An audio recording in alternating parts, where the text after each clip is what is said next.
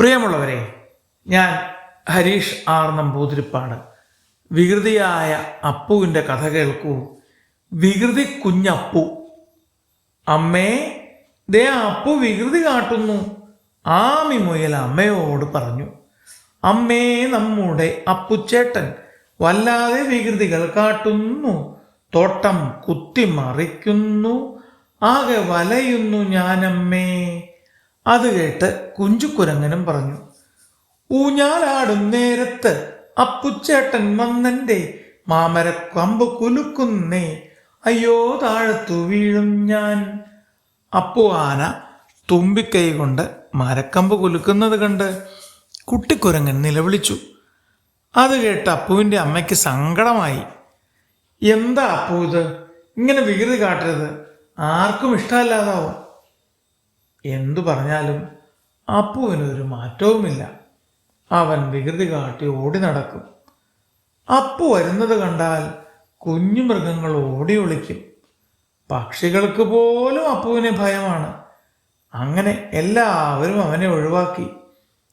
ഒടുവിൽ അപ്പു ഒറ്റപ്പെട്ടു പോയി. ആരോരും കൂട്ടില്ലാതെ സങ്കടപ്പെട്ട് നടക്കുന്നത് കണ്ടപ്പോൾ ആമിക്കും കുഞ്ചുവിനും വിഷമമായി.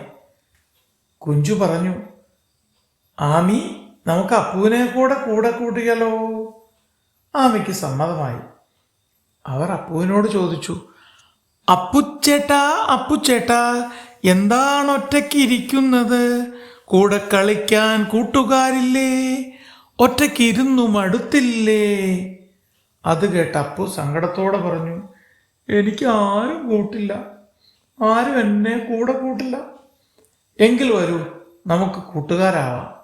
ആമിയും കുഞ്ചുവും പറഞ്ഞു. അപ്പുവിന് സന്തോഷമായി.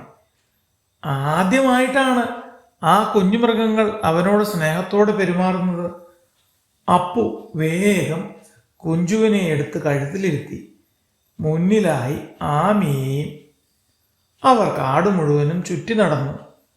അടുത്ത ദിവസം മുതൽ നല്ല കൂട്ടുകാരായി. അവർ കാട്ടിൽ ഓടിയും ചാടിയും കളിച്ചു. അത് കണ്ട് അമ്മമാർക്ക് സന്തോഷമായി. കണ്ടില്ലേ മോനെ, വികൃതി കാട്ടാതെ സ്നേഹിച്ചാൽ ഏതു കുട്ടിയും നമ്മുടെ കൂടെ വരും. ആമിയുടെ അമ്മ പറഞ്ഞു. കുഞ്ഞുങ്ങളെ സ്നേഹിച്ചാൽ അവർ തിരിച്ചും സ്നേഹിക്കും. വെറുതെ വികൃതി കാട്ടിയാൽ ആർക്കും ഇഷ്ടമാവില്ല. അപ്പുവിൻ്റെ അമ്മയും പറഞ്ഞു. വികൃതി കാട്ടാതെ ഒരുമിച്ച് കൂടി കളിക്കുന്ന രസം മറ്റൊന്നിനും ലഭിക്കുന്നില്ലെന്ന് അവന് മനസ്സിലായി. അവൻ വികൃതി ഉപേക്ഷിച്ച് നല്ല കുട്ടിയായി.